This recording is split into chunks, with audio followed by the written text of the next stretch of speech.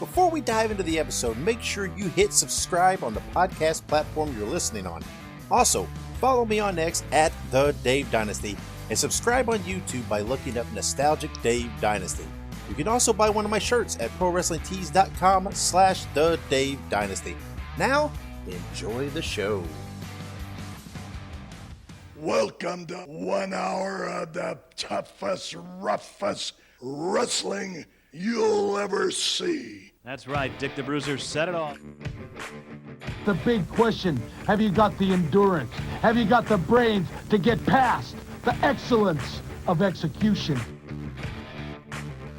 Where are all the gutless American wrestlers? Step in the ring with the Baron and face the praise. The reason why Axe and myself were put on this earth is to demolish people.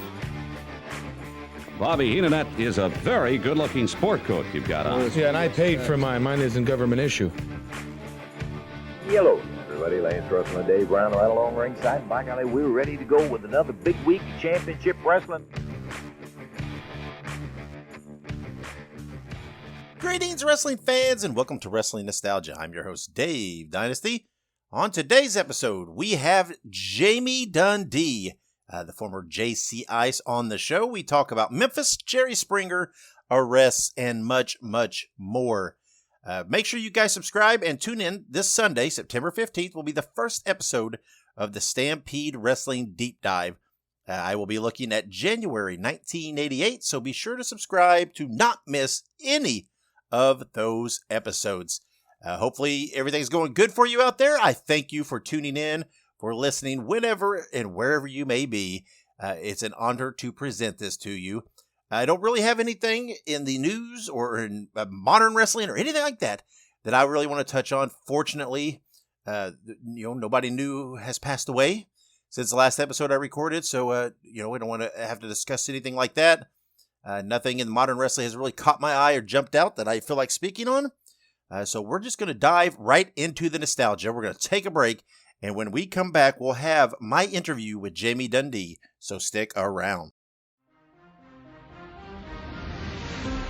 Hey guys, Ray Russell here, curator of the WrestleCopia Podcast Network, inviting you guys to listen to many of the programs here as part of the WrestleCopia brand, including, but not limited to, the Wrestling Memory Grenade, currently covering the 1988 and the WWF project. You can also listen to the Regional Wrestling Podcast, where we talk the territories, whether it's Jamie Ward with Georgia 81, Roman Gomez with the UWF in 1986, or Gene Jackson covering Memphis in 85. 3 projects going on right now over there at Regional Wrestling. You can also listen to the Wrestling Stoop with the legend himself, Bob Roop. Bob goes back in time each and every week, covering not just his career, but countless stories and interactions with hundreds of wrestling names spanning his 2 decades in the business. But that's not all. You can also check out the Puro Wrestling Academy with the professor of Puro Resu, Mr. Dan Ginnity. Dan and I go back in time and cover the history of Japanese professional wrestling in the English language.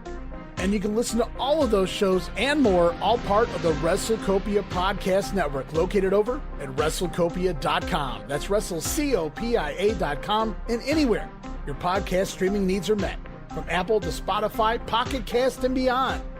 And while you're at it, why not subscribe to our social media guys for all the latest goings on here at the WrestleCopia Podcast Network. Plus, I'm constantly adding old school video clips and pictures from throughout wrestling history. You can follow us over on X, formerly Twitter, at Wrestling Grenade. That's at RASSLIN Grenade. Also, follow and like me, Facebook.com/Wrestling Grenade. And why not subscribe to YouTube.com/Wrestling Grenade. So if you're looking to support that next up-and-coming podcast brand, please consider making it WrestleCopia. This is Listen to Their Screams, a horror podcast that feels like you're chatting with friends. Hello, I am one of your friends, Dave. I am one of the co-hosts of Listen to Their Screams with my friend Ike, and we want you to come and check us out. We are a fun-filled, positive horror movie podcast that does reviews, news, birthdays, anniversaries. We play games. We are a ton of fun every week for you, the horror fan out there. For all of our links to our social media and the podcast platforms, just check out our link tree. It is linktr.ee/listen2screams. That is listen, the number 2 and screams. Or look us up on your favorite social media platform and podcast provider. And welcome back to Wrestling Nostalgia. This time I'm being joined by the one and only JCI's Jamie Dundee. Jamie, how are you? Hello, Dave. I'm well, my friend. I'm very well. Life is good, I must say. That's right. That's right. You got to find the positives, right? Yeah, life has got a lot of positives going on right now. All right. Well, I'm looking forward to talking to you because I know, Jamie. I know you're a straight shooter, man. You're gonna give me your opinions, no matter what they are, and I'm looking forward to hearing some of your stories. Very much so. I lived my whole entire life that way. Sometimes be careful what you ask for because it may not be the answer you want. I always give the answer I think is the correct one, and some people like it and some people don't. Well, that's all right because we're gonna talk to you about your career a little bit, and you feel free to tell me whatever you think. Sure enough. And let's talk about, obviously, you were born into wrestling, right? You're the son of Bill Dundee. You were trained by your father, debuted at a young age. You refereed, then you wrestled. But did your father, did he ever discourage you from entering the business? Well, it was never, I guess, growing up the son of a wrestler, it's kind of like anything. I guess you know that's what you're going to be, but you don't want to as a kid. You know, it's like I didn't even care really about wrestling. My daddy would say, my mama would say, your daddy's on, and I would run in on Saturday morning from playing in the yard or riding motorcycles or whatever, and I'd run in, watch my dad's segment, and then I'd be gone again, you know? Yeah. And so it was really one of those things that, is this a PG-13 show or is this a ECW kind of show? Can I say whatever I need to say? Or man, you can say whatever you want. Okay, well, my dad was about 15 years old, almost 16, and my dad's like, son, look, man, you know, you're not going to go to school, because I hated school. I mean, I hated sitting there and listening to all that dumb shit. I ain't never used none of that stuff today in my life. I've never used hardly none of it. I think you should go to about 3rd or 4th grade and be done with it. I mean, really, you learn to write, learn to add, and learn to subtract, and and that's it. I mean, all the other history and all that shit, you don't use it unless you're going to become a scientist or some shit, you know? So my daddy said to me, I was about 16 years old, and he goes, look, son, Ron Fuller wants me to switch heel, man. He goes, do you want to be my manager? And I go, well, I don't know. I never really thought about it. But, you know, for about 2 years straight, my dad had already had a wrestling school. So when you're Bill Dundee, you're not going to get in there and take the bump. So it was everybody body slam Jamie, everybody drop kick Jamie, everybody hip toss Jamie, everybody shoot Jamie in the ropes. So I was learning to wrestle, and I didn't even know I was learning to wrestle. You see what I'm saying? I mean, it was one of those, I didn't really have a choice. On Sundays, he'd say, let's go, we're going to wrestling school. And we'd go down there, and all 30 people would slam me. All 30 people would kick me and punch me and shoot me. So I was learning to wrestle. So he's like, man, you want to be my manager? And I'm like, I don't know. I never really thought about it. And he goes, well, obviously you're not going to go to college and be no scholar or nothing. He said, look, son, there's more money, more fame, and more pussy than you can poke a stick at. I said, well, then I'll do it. Well, and that's how it began. Yeah, and obviously, man, your father, especially in Memphis, right, man? It was a hero, right? It was just. Oh yeah, sure enough, man. On Saturday mornings, they say you better not rob a house in the South because everybody's home watching wrestling. That's right. Because on Saturday mornings you had Bugs Bunny, paid program, or Bill Dundee and Jerry Lawler. Those are your choices, and most people chose Bill Dundee and Jerry Lawler. Yeah, and speaking of that, right? Obviously, right, for years, Lawler Dundee was the feud, and both your mom and your dad got their heads shaved in that feud. What did you think of that as a kid? I thought, what in the hell are y'all doing? They looked like a set of tits laying in the bed. I remember I was 8 years old, and my mama came home, and she was bald as hell, man. And she tried to wear a wig like the next morning, and I was like, what's wrong with your hair? And then, of course, busted out crying. I mean, because, Jerry Jarrett said to me, he said, do you know how long it takes to convince a woman to shave her head more or less in front of a building full of people? But, I mean, it would be $100,000 considered today. 10,000. My mom and daddy bought their first house we came to America in 1975 when I was 4 years old. My sister was 12. And then, of course, my dad came to wrestle, and the first house they bought was $8,000. So more or less, that Jerry Jarrett said, "Listen, Beverly, if you shave your head, I'll give you $10,000. You can buy a home and buy a car and put $1,000 in the bank, and your life will be started out great in America." And so that's how they convinced her to shave her head. Yeah, that was wild. It's like they had to keep one upping on the stipulations. Did as a kid, did you ever think, "Oh hell, my turn's next"? Oh no, but I did actually get me and Wolfie got our head shaved against Tommy Rich and Doug Gilbert and Mr. Coffee, the old man that shaved it. I said, "You know what? You have shaved every member of my family's head in this ring right here, man."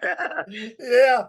Well, you mentioned Wolfie, right? That's probably what you're most known for, is being half of PG-13 with Sure Wolfie. How did that come together? How did that start?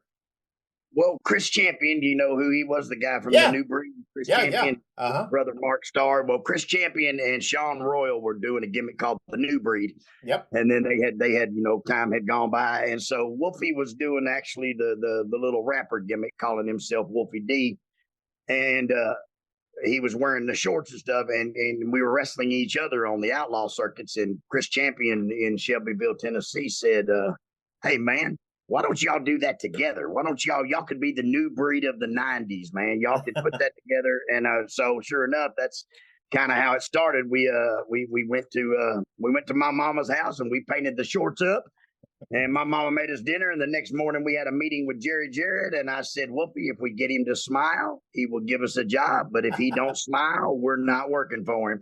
And so we put all the shit on and we standing there, and there was a hubcap laying in it. See, in Shelbyville, Tennessee, where we wrestled, it was a cab stand. So there was hubcaps laying everywhere. So I picked one of them up when we first started, and I spray painted PG-13 on the front of it.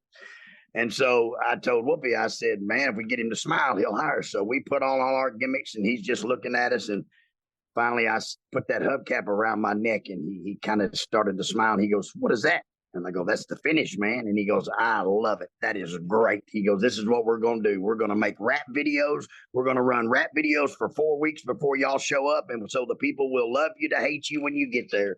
And sure enough, the mastermind he was, it worked. Yeah. And as a Southern boy, though, did you like rap? Were you into rap? No, I did not. No, I did not. Wolfie did. Wolfie did. I was a redneck. Always been a redneck. I listened to Hank Williams, David Allen Coe, Johnny Paycheck, and because when I rode up and down the road my whole life with my dad or any other wrestlers, that's all they listened to because we grew up in Nashville. So all their buddies were actually country stars, So so we grew. So country music. I listened to a little bit of rap. I listened to a little Ice-T or the Fat Boys, but no, basically I hated rap. I would do the gimmick to the ring and back, and then when I got in my car, I'd put in some Hank Williams Jr., some redneck David Allen Coe, and I'd roll on, man. Yeah. Oh, you speak my language with the Fat Boys, man. I love the. Oh yeah, I loved them, man. I would be in the shower and I'd sing the Fat Boys and Houdini and Ice-T and those were a few that I like, man. But I mean, apart from I think that was during my 13, 14, 15-year-old when I was rebelling against my parents. Yeah. Well, and when you guys debuted, right, you were heels, but man, you were super over. Right, people seem to like your style, right? Like what you're doing. Well, that's what Jerry just said. They'll love to hate you. So that's why he played the 4 weeks worth of rap videos to let the people see, because Memphis was really Memphis could get anybody over as far as playing them rap videos because they were so far ahead of their time. Jerry Lawler has the first ever music video, Bad News, man. It was him in his car and they show matches. And if you ask me, MTV stole Jerry Lawler's gimmick, because he was the first one to ever have a damn video with music. Yeah. And that got people over. It really did. Every week they would show, okay, coming next week, the Rock and Roll Express, and they'd hit that video, man, and the people just couldn't wait to see. So when we hit the TV, they were already going, hey, ho, hey. And so that's kind of why Jerry Lawler and them said, well, fuck, man, we can't keep you guys heels. They love you, man. They cheering the hell out of you. So then they switched to babyface. Yeah. Was it hard early on to stay heel because people were cheering you? They were into what you were doing? Yeah, I mean, in a sense, because like I told everybody, we go to the same building on the same day, on the same, every week we went to Memphis Monday, Louisville Tuesday, Evansville Wednesday, and Nashville on Saturday, some little small towns on Thursdays and Fridays, TV Saturday morning. So when you go to these same buildings, they're the same people. And to keep their interest, you know what I mean? You really got to you really got to be able to swerve the people to keep them coming back, man. And you get to know these people kind of like your family members. Yeah. I spent more time with the people on Tuesday nights in Louisville Gardens. I spent more time with those people than I did my actual family, because I saw them every single Tuesday, 52 weeks a year. And sometimes on a Sunday, if Louisville Gardens was booked on a Tuesday, we'd run it on a Sunday. You see what I'm saying? So you get to know these people throughout your life, and they're in the same seats every week. So it's kind of like family members, so you can get them pissed off, and then you can bring them back, and then you can get them pissed off again. Then you can switch babyface, you can go back and forth, because it's kind of like a family in a sense. And everybody gets mad at their mom, their dad, their brothers, their cousins, their sisters, they get mad, but then they get over it and they love them again. And the same thing in the South, man, the wrestling, it definitely was, because the people they honestly felt betrayed when you switched heel. You know what I mean? Yeah, they honestly fucking. They cried and stuff. It was unreal, man. How the dedication they give, man. Yeah. Well, and everybody always talks about in Memphis, right? How Jerry Lawler and Jerry Jarrett, right? They alternated booking, right, to try to keep it fresh. And Bill Dundee. And Bill Dundee, of course. Yeah. Yeah. What were the differences in those three and their booking styles and their approaches? Well, it's kind of like if you watch the Rock took over for the guy. What's them movies called? The drifting movies where they're driving the cars. They all drive cars, but they all drive different cars. Yeah, there you go. Okay, they all drive cars, but they all drive different cars in a different way. You see what I'm saying? The same thing. Sometimes it gets stale when the booker's booking. And see, what people don't really understand is when you run the same town, like I said, when you run the same town it's easy for Vince McMahon to go into a town once a year and fill the building up. That's pretty simple. But tell him to try that shit every single week in the same town, brother. That's never. He would be out of business tomorrow. You know what I'm saying? Because it's and so you had to. They changed the bookers and things because that way they changed the perspective and the outlook and the way. Because the booker in the South, he would book it from the last match backwards. And see, that's hard for people to understand. But what that means is he would say, okay, I'm going to have Dundee versus Lawler in the hair versus hair match. And then the week before that, I'm going to have the Texas Death match. And the cage. And then the week before that, Texas Death. And the week before, you see what I'm saying? They booked it backwards.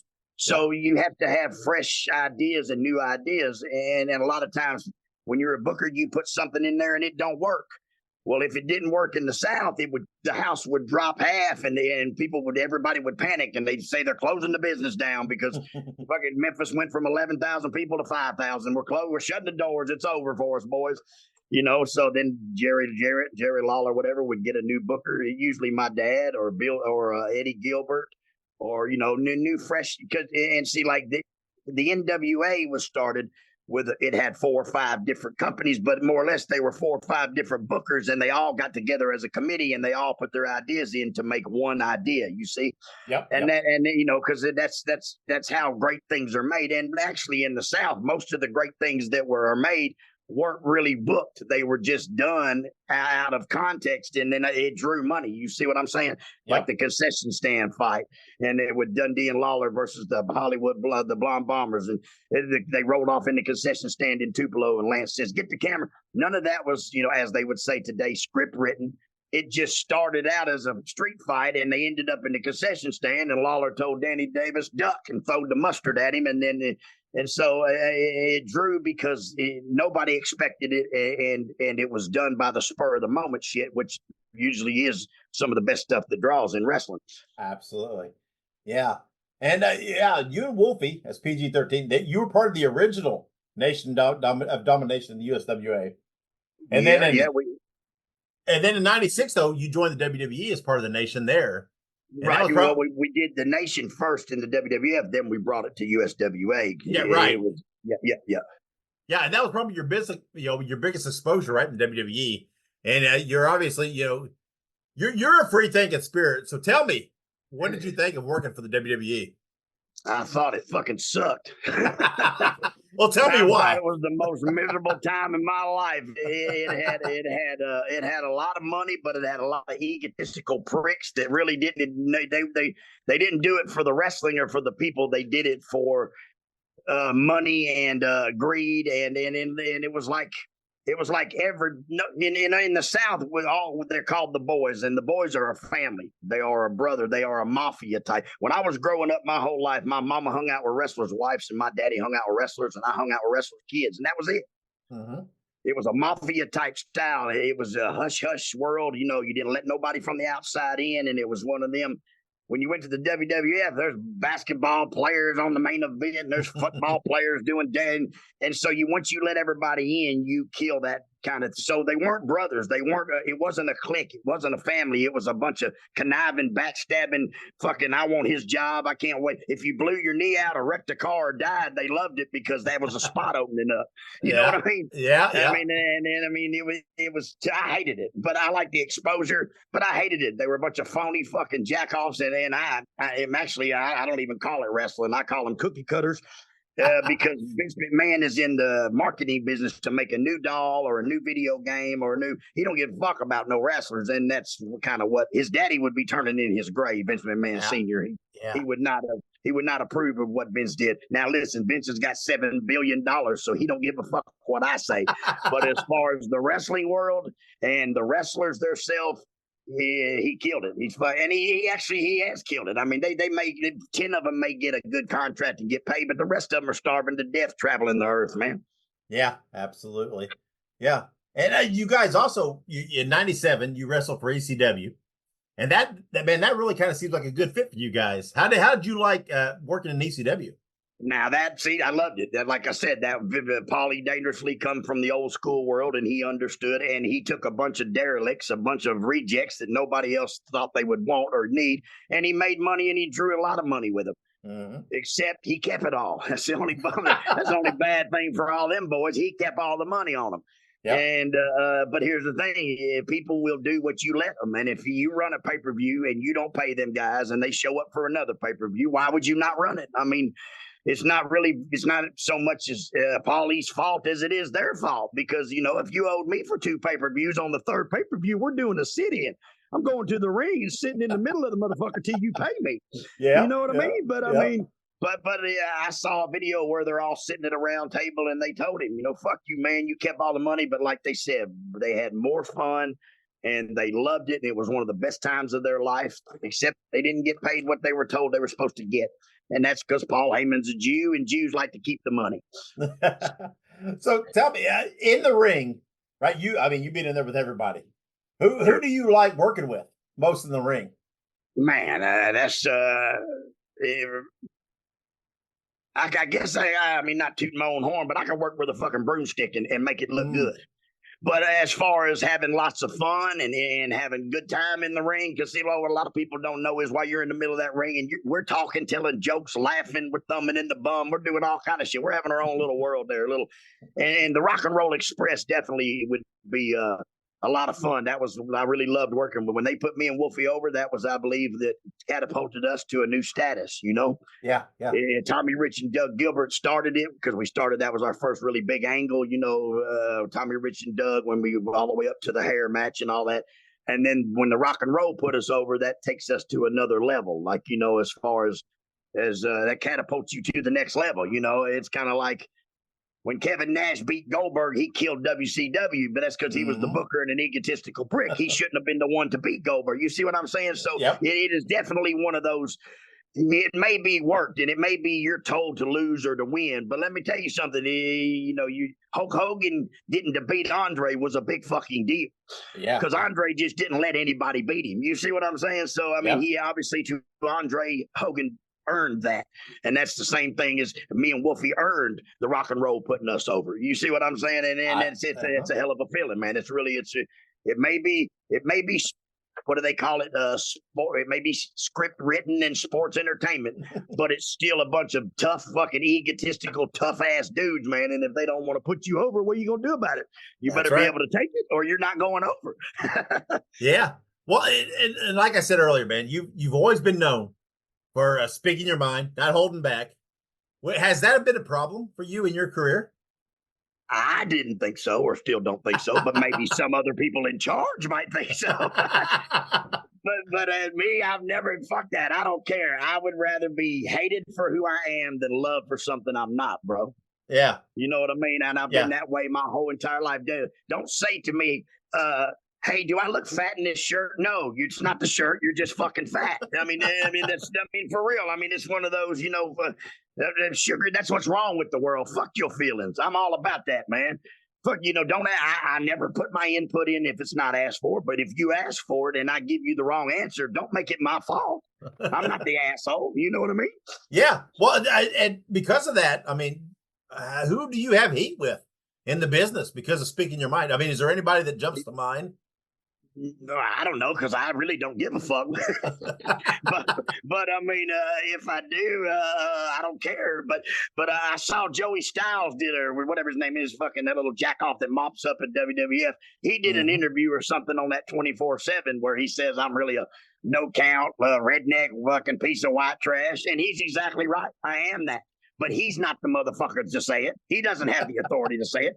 He's a little jack off that blew people to get his job and carries bags in the wrestling. And as far as I'm concerned, the dude is right where he needs to be. He had a mop bucket in his fucking hand, and he was mopping up watching a video of me. So that should just sum it up right there. But, I mean, that would be the only person I know that, because if you ask anybody else about Jamie Dundee, 99% of them will tell you they love Jamie Dundee for that fact that he will fucking say like it is. He don't sugarcoat shit, and we shouldn't. That's what's wrong with the world. Yeah. Well, what's it like traveling on the road with Jamie Dundee? Man, depends on what year and what era. But it's pretty funny. Like there's people that come to my house still today, and they buy some of my old wrestling memorabilia. They go through, because I got a couple campers full of stuff, and because I'm kind of a hoarder, especially if it has something to do with me. So I have thousands and thousands of programs and books and anything I was ever written on, or anything. If it's got my picture, face, or name, even my jail papers, I fucking kept them. But anyway, the people come to my house and they say to my wife, what is it like living with Jamie Dundee? And my wife says, nothing like you people think. She said he's quiet. He does, because it ain't like I just walk around my house going, hey, I'm Jamie Dundee, go fuck yourself. It's pretty funny. But I guess when I get into, as I say, the entertainment mode, because, there's definitely, you got to turn it on and turn it off. You know what I'm saying? Yeah. And it's kind of like most people, what you would think, I'm probably pretty quiet. I'm an honest guy. I'm quiet. I do normal shit. I go watch my kids, school plays, and I'm quiet. It's just, I guess when I get around the wrestling business itself, it brings out the other, my gimmick, brings out my character. As we say, JC Ice is not allowed at my house. We keep JC Ice. Oh, yeah, he's not allowed to come over. He's not allowed to even show his weary head, because that dude don't give a fuck, and he's crazy, and he will do whatever he wants. So we kind of keep him suppressed. And so that's why literally a lot of times people call me for bookings, and I think, man, do I feel like letting JC Ice out of the bag? And so I turn them down for a lot of reasons, or I hit them so high price that if they say yes, I'm going to have to go, but I'm hoping they say no. Yeah. I don't know if anybody's ever been accused of saying you're quiet. Yeah, right. But my wife says, it ain't like I just sit in the house and go, hey, fuck yeah, eat a dick, fuck y'all. I'm really just a normal old guy at my house. But once I get into the car and head to the arena, then the JC Ice comes out, and we keep him suppressed, because that dude is buck wild, man. That dude really don't care, man. He told Ken Shamrock to fuck himself. I mean, he don't care. Well, you mentioned your papers. How many times has Jamie Dundee been arrested? It's pretty funny. I've been arrested a lot of times, but I've always been let out. I've always been out on my own recognizance. They don't usually make me pay bond, but it's one of those, and it's all petty shit, like failure to appear, driving on no driver, like just petty shit. My 15-year-old daughter, Jade Starr, she came in one day. She said, "Daddy, you made it on celebrity mugshots." I said, "Well, gee, that's great." She goes, 15 times. And I go, "Well, that means I'm 15 times celebrity." I don't know what to say to that. I said, "Oh, is that a good thing or is that a bad thing?" I mean, I don't understand. You know, poor Sonny. Sonny made it one time, and she made a fucking big one, and then she messed up big time. Yeah. So you know, but I mean, I have been arrested. I have been booked in many different jails across this country, and even one or two out of this country. But I always go in laughing, and I come out laughing. So fuck it, it is what it is. Yeah. Well, hey, let's talk about. I want to shift gears. Well, let's talk about Bobby Eaton, right? Bobby Eaton. Oh my God. Was your brother-in-law, right? Yes, for my whole life. Yeah, everybody talks. Man, everybody's got a story about Bobby Eaton and how great a guy he was. But, man, you got a different view. How great a guy was Bobby Eaton? Look, man, you can't even put into words what a humble, what a kind, what I mean, if the earth had 10 Bobby Eatons on it, it would be a good place. I mean, for real, the fucking Bobby was just... This is what my dad said when he found out my sister was dating a wrestler. He said, "Who the fuck, what wrestler?" And they said, "Bobby Eaton." He said, "I'll be damned, she got her a good one." Yeah. That's what he said. I mean, he couldn't even be mad about it because, you know, my dad definitely wasn't letting my sister hang out with no fucking wrestlers. Yeah. But it was definitely when my mom said it's Bobby Eaton, he said, "I'll be damned, she got one of the good ones." She got one of the damn good ones. And Bobby's just never ever forgot where he came from. Never ever thought he was a big star.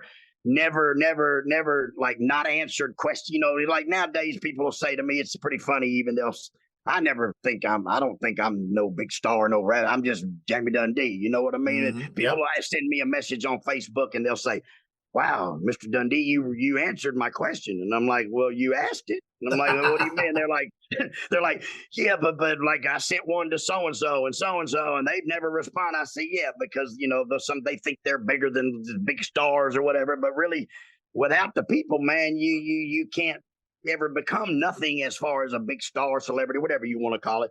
And Bobby never ever forgot where he came from. He grew up in Huntsville, Alabama. You know, he started wrestling at 15 under a mask. Mm-hmm. Yep. And he grew up in Huntsville, Alabama, and he was just a little southern redneck boy when he had a mama, and he was a yes ma'am, no ma'am, and he was always, and he never forgot that.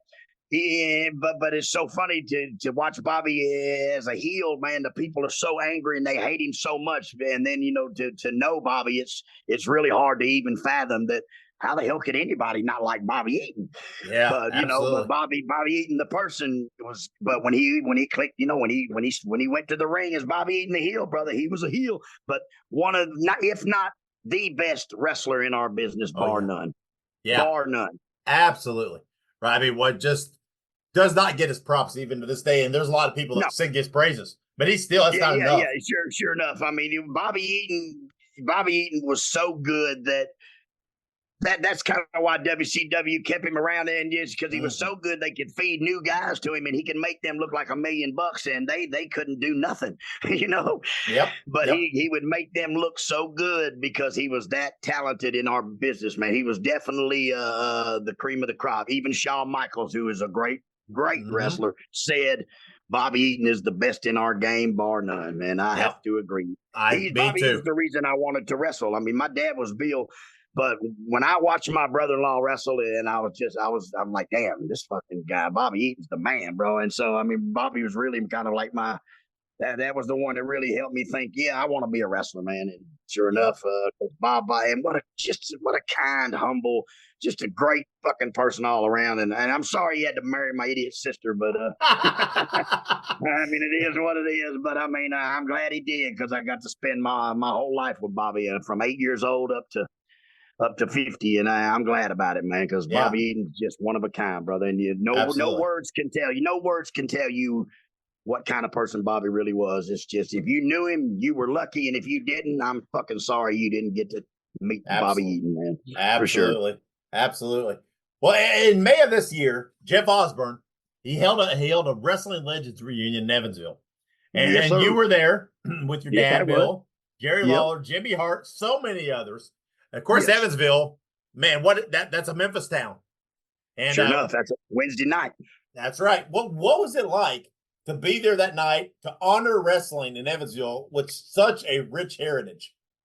Yeah, well, I mean, I live here. That's where I live. I live right outside of Evansville, about 25 miles in a little bitty country town called Seabury, Kentucky, is where I live. But about 20 miles out of town. So, I mean, Evans, in 2010 and 11, I brought back old school wrestling. I called it the Legend Shows, and I brought all my buddies in, the Rock and Roll, Jimmy Valiant, the Road Dogg, Wolfie, just all Brian Christopher, just all my Lawler, my dad. I mean, and it drew good.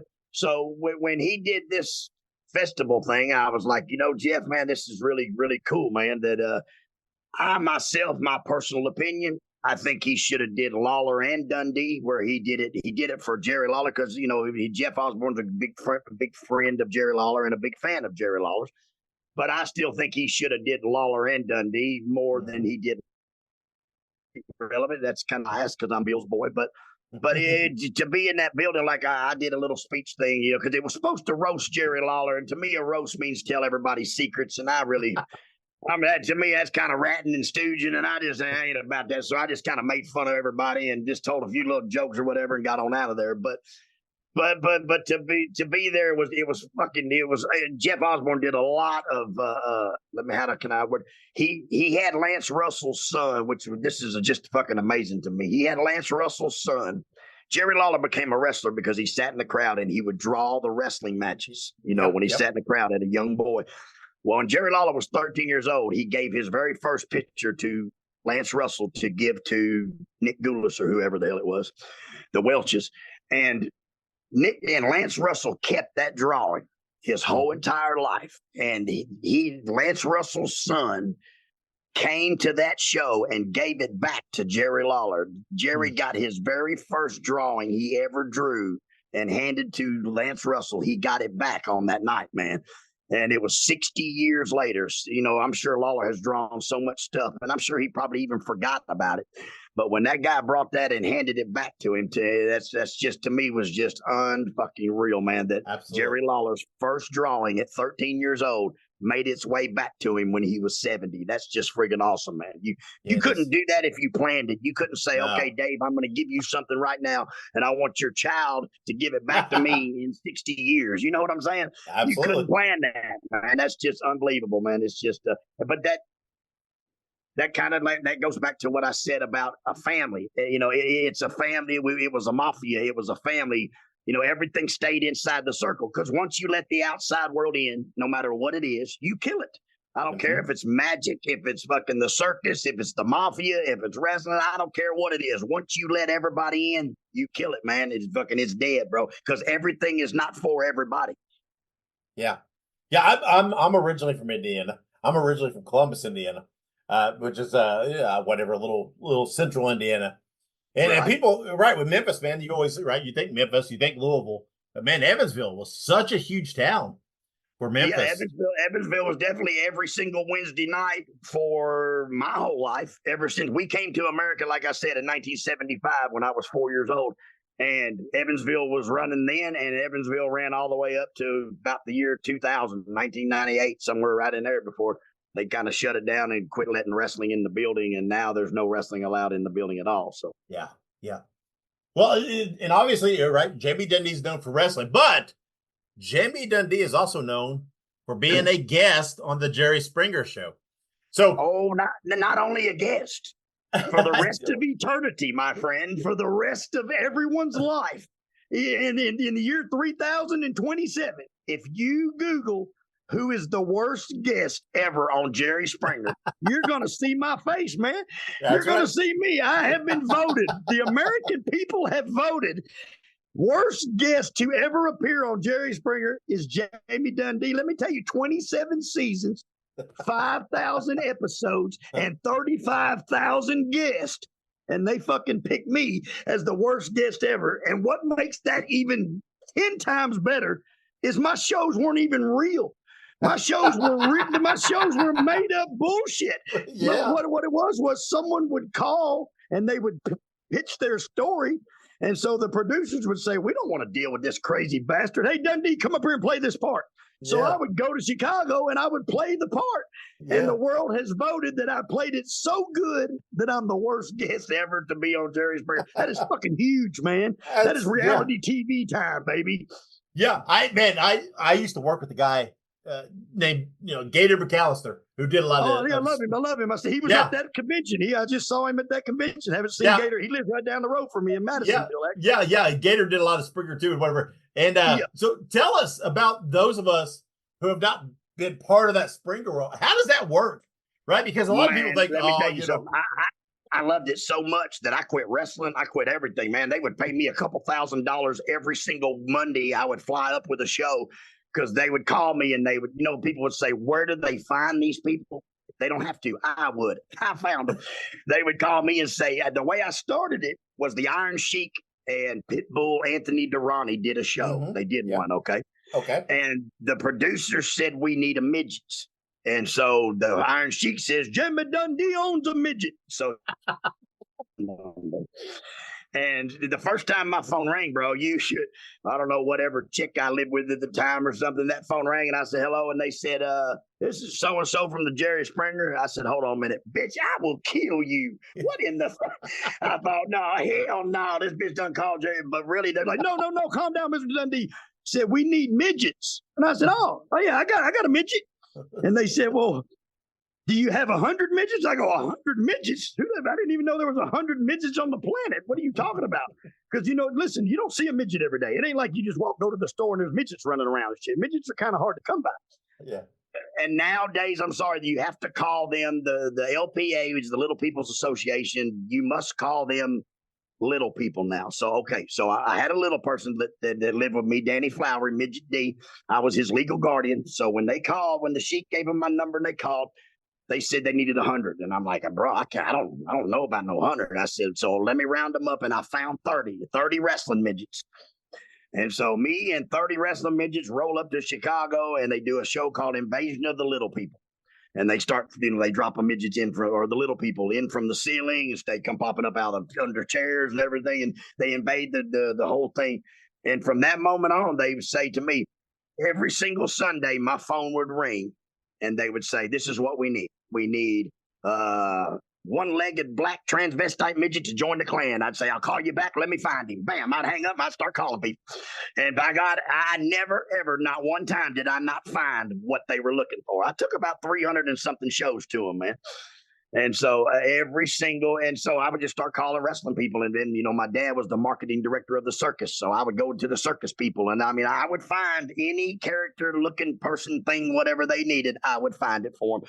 And every Monday morning we would fly in, and Monday night we'd fly home. And in less than 24 hours, I'd have a couple $1,000s in my pocket. And I'm like, shit, I can do this the rest of my life. Well, I mean, Springer is just wrestling without a ring, right? Well, yeah, but see, like at the beginning, all them stories were a shoot, kind of like sure. It was. They were, and then it got to where people were calling in with just some of the craziest shit in the world, and they're like, man, we don't want to deal with these people, so they would call somebody like me to entertain and make me come up and play the part. So the story's real; it's just not my story. So therefore, I don't know if you call that bullshit or not. You know what I mean? I don't know if you say that's that Springer was not real, because it is real. Somebody called in with that story. They just didn't want to deal with that crazy bastard, so they flew me in to play it. Yeah, and you did. How many appearances you did? You and your dad did the show together, right? My whole family, me and my dad, me and my couple kids, me and a couple of my ex-wives, me and my mom, me and anybody. I did the actual pilot episode for Steve Wilkos to get his show. Uh-huh. He knew it was going to be so good that, we'll go down, we'll fly to Nashville, we'll do it with Jamie, because that way it'll be believable. And then that was the one he took around and showed all the TV studios, and therefore they picked it up, and he's still running today, Yeah, absolutely. Well, let's on September 21st, you and Wolfie D, PG-13, are being inducted into the Memphis Hall of Fame. Yes, sir. As someone who was born, raised, lived Memphis wrestling, and this has to be a huge thing for you and Wolf. Sure enough, because on that same day, it's the Rock and Roll Express. It's my dad. It's Jimmy Valiant. It's Danny Davis. It's Tony Anthony. It's a bunch of us. Spellbinder. It's a bunch of people that are going into the Hall of Fame that day. Downtown Bruno. And definitely, if you ask me, we all should have been first because without Dundee and Lawler and the rock and roll, and there wasn't no Memphis wrestling, if you ask me. So, but I mean, it's an honor, and I'm really thrilled to death about it because not only am I going in the Hall of Fame of the wrestling that back in the 80s, I didn't need nobody around the South even knew there was other wrestling. You know what I mean? There wasn't no cable TV. There wasn't all you got. So my whole life growing up till I was 12 or 13 years old, I didn't even know there was other wrestling. I just thought all there was Memphis wrestling. I didn't know that Dusty Rhodes had one down in Florida and Ric Flair had one in North Carolina. You know what I mean? I didn't know all that. And I was in the wrestling business because, like I said, it was a mafia world. It was a kayfabe world. It was a world where, you know, when you lost to lose or leave town, you left town. But really, you had already had another job set up to go work in Charlotte or somewhere, but nobody knew because there wasn't no internet. So there was no way to tell on nobody. So therefore, you know, everybody just thought you were home sitting in your house all by yourself hungry. They didn't know. They didn't know that you actually had another job lined up. Like me and Wolfie lost lose or leave town. We went to Mexico and then we came back. We lost one. We went to Puerto Rico and came back. But the people, you know, they didn't know that, you know, and so that that was see, that's what I mean by back in the mafia days.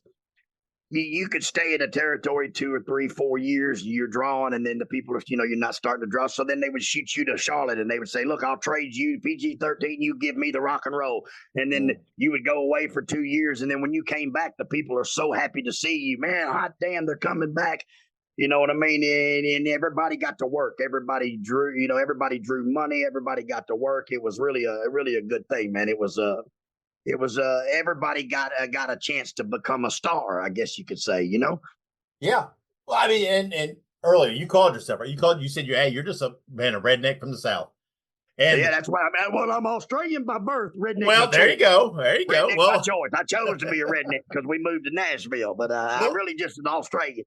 Yeah. Well, I mean, what is it like, man, you're an Australian redneck who's been in the WWE, WCW, ECW, so known to wrestling? Who would have thought, man, that you would have done that? But it's like when you just mentioned all that, me and Wolfie at one time were doing Monday Night Raws for WWF, Tuesday and Wednesday working for USWA, Thursday and Friday working for ECW, and then Saturday and Sunday working for Smoky Mountain. We were working 4 to 5 companies in a week. Yeah. I mean, that's huge, man. But at the time, you don't think it's huge. You just think, hell, I'm going to work. And, you know, and I've always said it, you know, you go from the first match and then you go to the third match. And then before you know it, you're in the main events. And the first time it comes, you don't realize that it's you they're coming to see until it's over. So I always say you don't know you're over until it's over the first time.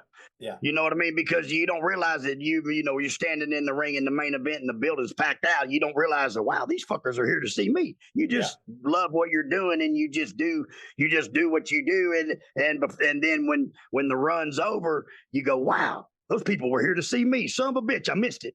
You go, damn, man, I didn't realize that but I always say you don't know you're over until it's over the first time. Then when you go away or do what we did, Mexico or whatever, then you come back, then you realize it's you they're coming to see, and now we discuss more money and all that shit. Yeah, well, I mean, but at the same time, all right, wrestling fans don't forget, right? No. They know who Jamie Dundee is. They know what Jamie Dundee's done. Sure enough. What's that like, man? Because you haven't been on TV in a while. But they don't forget. No, they don't forget. But see, here's the thing. I used to go with my daddy to the wrestling shows when I was a little boy, 4, 5, 6, 7, 8 years old. He would only let me go to the Nashville Fairgrounds because we lived there, and I think he had a girlfriend in all the other towns, so he wouldn't. he didn't have a girlfriend in Nashville because he was married to my mom. We lived there, so. But anyway. Every now and then he would let me go to Evansville with him. That was just one of the ones he would let me go to every now and then. And I had these little jumpsuits made just like my dad's. I still have them today, actually. And I would wear my little jumpsuit and I would go to the shows. And this is how I realized that I could probably do this for the rest of my life. I was about 8 years old and I came in the dressing room and I said, Daddy, all them old women out there, they smell like beer and cigarettes and stuff. He said, and I said, and they want hugs and kisses and stuff. And he said, well, charge them. So I said, charge them? He goes, yeah, charge them. So I would go back out while to go out the dressing room, and they'd say, come here, little Dundee, you give me a hug. I'd say, excuse me, ma'am, but hugs are $1 and kisses are $2. And then my women say, well, here's $5. You give me 2 each. And I'd go, damn. And I'd put that $5 in my pocket. And I'd give them a hug and a kiss. And I thought, well, I think I can do this the rest of my life, man. I think this ain't going to be too bad at all. So that was the beginning of the end. That was when I realized, damn, this world is a world I kind of like. Yeah, you've been working your whole life, haven't you? My whole entire life since I was 8 years old, man. And I guess you would call that prostitution in some states, but hugs and kisses were $5 for 2 each. But I'd say, son of a bitch, I don't want to do it, but come on, mama, get this kiss. Well, tell me what. Hey, my wife just said they still are if anybody wants to buy one.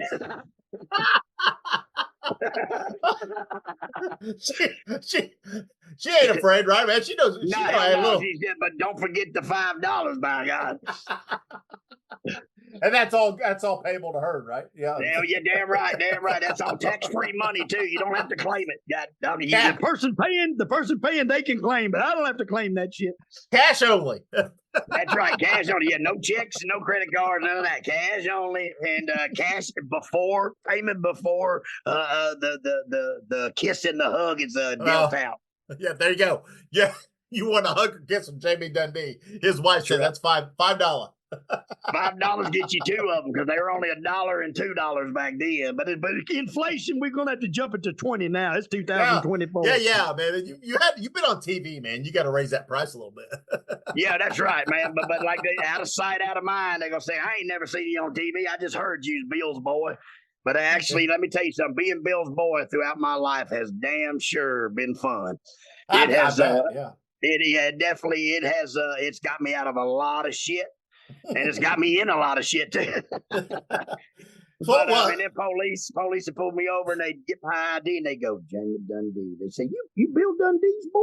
I'd say, yes, sir. And as soon as they say it, I knew I had them. I said, I got these motherfuckers. And they say, oh, my grandmama loved your daddy. I'd say, oh, my daddy loved your grandmama, let me tell you. My God, and they let me go, man. I've had them give me police escorts home drunk and all kind of shit, man. Just that Bill's boy, my God.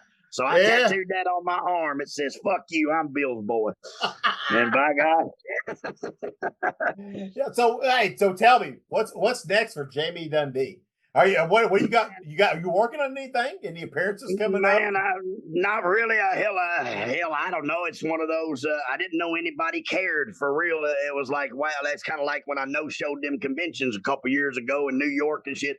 I didn't know anybody give a shit if I showed up or not. I didn't know anybody really cared. I just didn't want to go. And so I made my amends. I went back last year for Eric Sims and I went to them places and I told the people, look, I didn't know anybody would even care. So, but as far as entertainment world, I don't know if there's any producers out there listening or any script writers or anybody that needs Jerry Springer's worst guest, you can damn sure find me. But apart from that, man, I don't know. You know what kills me the most is getting in the car going there. Once I get in the car and head that way and get there, I have a good time and I enjoy it. But to get me to get in that car and drive, I guess because I spent 20-something years of my life in a car, I just hate getting in the car, man. So, I mean, and I just, as far as entertainment world, I don't know if there's anything or nothing. I don't know, but I'm always open for suggestions. But as far as the wrestling business, definitely no. Don't call me for no wrestling shit. I'll show up for, to kiss babies and sell pictures, but I ain't getting in the ring. It hurts. I'm old and it's over for me. And I loved it. I loved what it was. I loved what it gave me, but I can't do it no more, man. And if I can't do it 100%, I don't want to do it because I don't want to be old and friggin' people go, God, that match sucked. No kidding, I'm 70, son of a bitch. Well, hey man, we're in the era of nostalgia. So Jamie Dundee's always available for conventions. And I can do conventions as long as they're close to home. There you go. All right. Well, because listen, I'm not waiting no 5 hours in a fucking airport to get on a plane that I can't take my cigarettes and my pot with me, and I'm not doing all that shit. And I can't fly, so therefore that means I'm going to drive. And if I drive, that means I really don't want to get in the car. And so it's really and I have mental health issues, too many concussions, and too many drugs at a young age, which I must say I am now clean and sober 15 years because marijuana don't count. Yeah. But I mean, as far as all the other shit, I don't know. It just, like I said, I try to keep JCI suppressed. And if they put me in that atmosphere, then I bring him back out. And Lord knows, I'm too old to hang with that dude, man. I bring that so much out, ain't no telling where I'll end up again. So I just, maybe Jerry Springer's worst guest. We'll ride with that today. That don't bring JCIs out.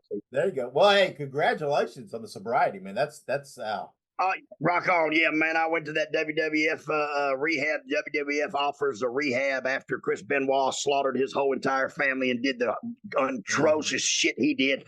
Yep. Then they kind of cared. Then they sent letters out to all the wrestlers. They didn't care when I was fucked up in the floor before WrestleMania with a $900 cab bill. They didn't care about that time. They didn't care about Jamie Dundee then. They care about me now because it's politically correct for them to do.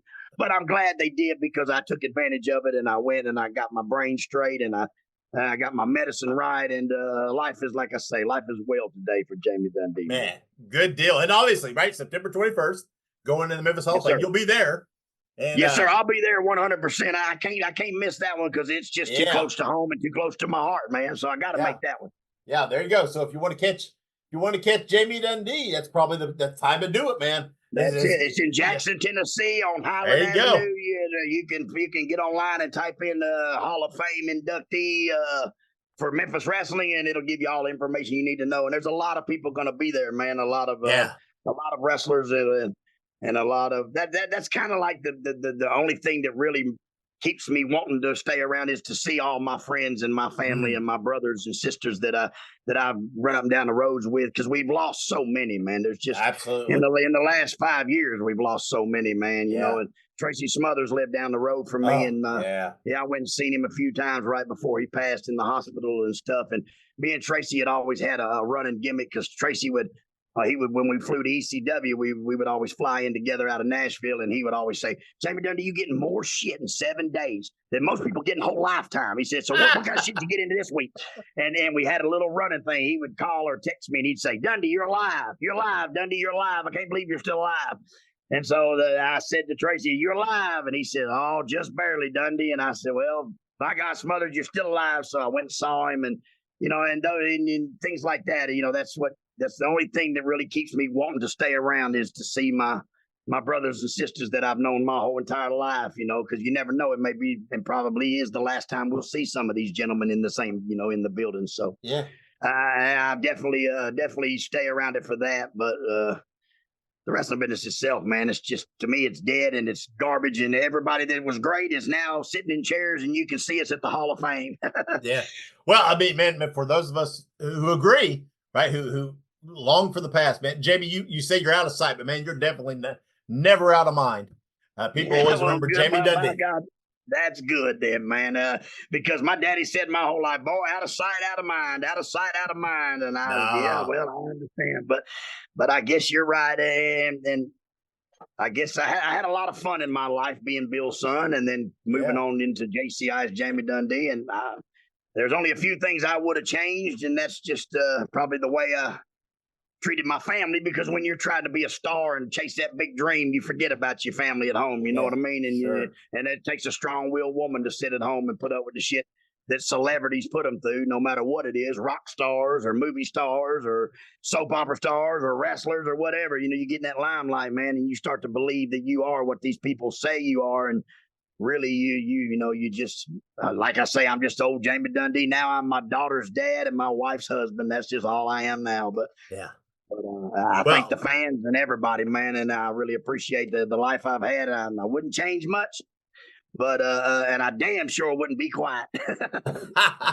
Well, I mean, Jamie, I appreciate you, and I'm glad you're clean.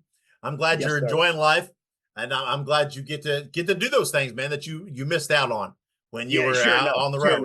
That's right. Sure enough. Yeah, sure. I missed out on all the ball games and I got grandbabies now. My grandbabies, they're all they're all coming, they love their pop, man. They love to come see old pop, man. And, and I try to give them what I didn't give my children that and I'm sorry about it, but there's nothing can't take back time. You can just move on forward, man. And, there's one more thing I got to hit on, man. Definitely that is dear to my heart is when I lost my boy in February to fucking fentanyl, man. I just want people to understand that fentanyl is not at least in my day, I don't know how to say this with no other way than to just say it. In my day, the drugs we did couldn't fucking kill you, man. You couldn't snort enough cocaine to die.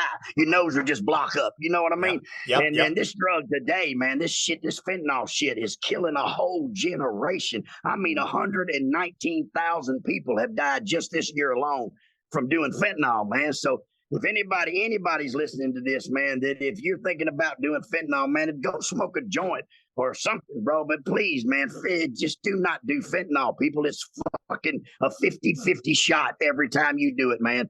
Yeah. And just think about it, folks, because it's it hurts when you leave this earth unexpectedly over a drug overdose that did not have to be. You know what I mean, man? It's a terrible thing, man. My son left 4 children at a young age of 10, 8, 4, and 2, and they're never going to know their dad because of a fucking buzz, man. And that just really hits me hard, man. But I just want people to just take a second and please, just fucking smoke pot, something. I don't know what to say about it, but just don't do fentanyl, man. Shit, I don't understand. It's a thing because it's one of those things too, because it's so hard. So many people get on it innocently, right? Because they're prescribed it for legitimate purposes. But my son, it is what it is. Like you say, I'm a straight shooter. He knew what he was getting, and he chose to get it, and it fucking killed him. Yeah, and that it is what it is, and that's terrible. I'm angry about it now. Of course, I'm hurt. I lost my boy, man. That's my firstborn son, man. But also now I'm mad about it because it did not have to fucking be, man. You know what I mean? He got out of rehab, and then of course he was doing good. And it's like anybody. I've been to rehab a couple of times. When you get out, you think you can just go get a little bit and do it. And the guilt trip was just unimaginable. But he went and got in, and just like a judge said to me, matter of fact, I went to court and I had a failure to appear, and I told her because my son passed away is the reason I wasn't here. And when I showed her the autopsy thing, and she said, Mr. Dundee, I'm so sorry this happens every day, because when people get out of rehab, they're going to do one more, in their mind. They're just going to do a little bit, and they do the same thing that they did before they went in, and it's too much and it kills them. And that's just a fucking shame, man. And so I just like, every time I get a chance to talk somewhere, I just like to say, come on, people, man, fentanyl is killing a whole generation, man. 100 and something thousand people are dead. They didn't have to be. It did not have to be, man. And I just, I know, I did it all. But I mean, if the drug was a 50-50 shot of killing me, I wouldn't have done it because I love me too much. I think I'm the greatest thing in the world. So, so I don't know what, but please, people, if you're listening, just don't do fentanyl, man. Find something else. Shit. So many people think sobriety is just once you're there, but it's a daily decision. It's a daily struggle. And I say sometimes it's just pretty, like you say, I'm a straight shooter. Sometimes I say, I fucking hate it. I hate being sober. It's boring. It's slow. It's not fun. But also, it's not fun bailing yourself out of jail or watching your family all upset because you've spent all the money and the lights are this and that and whatever. There's no food in the house. So I understand. But every single day it is a struggle if you're sober, and 15 years sober. But also, I smoke my pot every day, and I don't drink because when I drink, it turns on a little switch in my brain that makes me want to do cocaine. So I don't drink. You have to learn what you can and cannot do for each person, because some people can eat fish, some people can eat steak, some can't eat, so you have to learn these things about your body. And once you learn it, you have to stick with it. And but fentanyl will kill everybody. It does not discriminate. It don't matter what color you are. It doesn't matter how old you are. It will fucking kill you, man. So if this just one person don't get high on fentanyl today that hears this, then I've done what I need to do with it. I've just, please. It's just a damn shame, man. It's just a shame. Yeah. Well, thank you, Jamie. Thank you for coming on. Thank you for talking about it. And like I said, man, it's refreshing to hear somebody that's a straight shooter, doesn't hold back, and tell you what you speak what you think, and that's refreshing. And man, we'll have to revisit, man, and talk again in the future. And anytime, my friend, anytime, because I like to talk. I'm really good at it. But and when I live with all my 5 daughters and a wife, they're all grown up and moved out now shit. But I mean, I ain't got many people to talk to. So anytime, my friend, you give me a ring, and I'll be more than happy to talk with you, buddy. All right. Well, again, September 21st, man. PG-13 going to the Memphis Hall of Fame. If you're in the area or can get there, go to that event. And Jackson, Tennessee is where it will be. Jackson, Tennessee, about 80 miles from Memphis and about 120 from Nashville. So come on out and see us. Absolutely. Well, Jamie, we'll be in touch. We'll revisit in the future, man. You're a pleasure to talk to. So much fun. And I appreciate you giving me your time. Hey, no problem, brother. Thank you very much, Dave. Y'all Absolutely. Take care. And you don't do fentanyl, people. Don't do fentanyl. All right, pal. Absolutely. Thank you, buddy. Hey everybody, Gene Jackson here, inviting you to check out the Retro Wrestling Review, where each week I'm joined by some great co-hosts who help me review classic episodes of USWA Championship Wrestling, and right now we are doing week-by-week reviews of 1993. But we don't just do reviews, sometimes we get a chance to interview some of the people who were there and lived it, plus do watch-alongs. It's a lot of fun, so check out new episodes that drop every Wednesday at WrestleCopia.com. And to find links to everything associated to the podcast, you can go to uswapodcast.com. And welcome back to Wrestling Nostalgia. Thank you to Jamie Dundee for coming on and being my guest on this episode. Guys, make sure you follow me on X. I'm at The Dave Dynasty. That is the best way to keep track of what I'm doing, all my projects, all my posts, everything that I share and put out there. That's the best way to see all of that. Make sure you go check out all of the WrestleCopia network of podcasts. I'm very proud to be part of this network. That we just added Bob Smith to the family and his Outdated Wrestling Hour, a very, very good show that you should be listening to. So the network keeps growing, it keeps improving. Unreal, the dudes that are in this network. Some great hosts, some great guys, a focus on wrestling history, and just a ton of shows that you're going to enjoy. You can look up any of those shows on your favorite podcast platform, or you can go to WrestleCopia.com to check them out. Also, be sure to check out my friends at the Ultimate Classic Wrestling Library. You can go to ClassicWrestling.net or download their app on all of your devices. As I said earlier, coming this Sunday, September 15th, will be the first episode of the Stampede Wrestling Deep Dive, looking at January 1988. So that's coming up for your listening enjoyment. And then on next week's regular episode, I will have guest Barry Darso, obviously better known to us all as Demolition Smash, on the show. We talk about Mid-Atlantic, Demolition, the Repo Man, and yes, guys, we do talk about the WWE Hall of Fame. You're going to want to hear it and more, so check all of that out on the next episode. Here in the next couple weeks, Barry Darso being one of the first, I have a couple of really bucket list rare guests coming on in the next few episodes.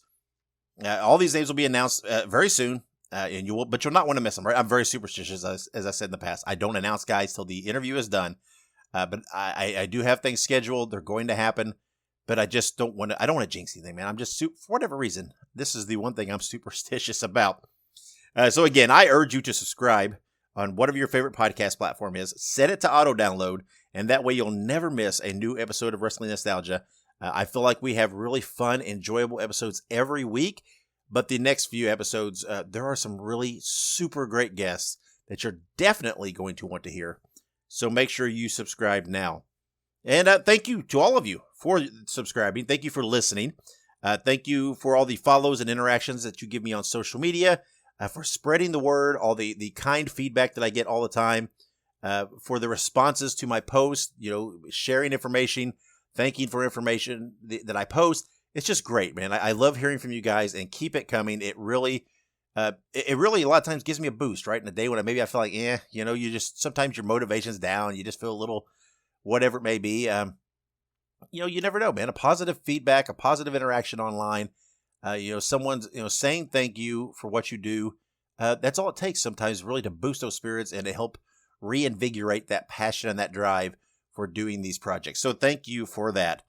Once again, I'm going to get out of here. Next week, Barry Darso, Demolition Smash, here on the show. You're going to want to make sure you tune in for that. So until then, wherever you go and whatever you do, be good, be safe, and always keep on growing. Fans, We brought you All-Star Championship Wrestling. This is Sam Menaker thanking you for being with us and saying until next time, so long everyone.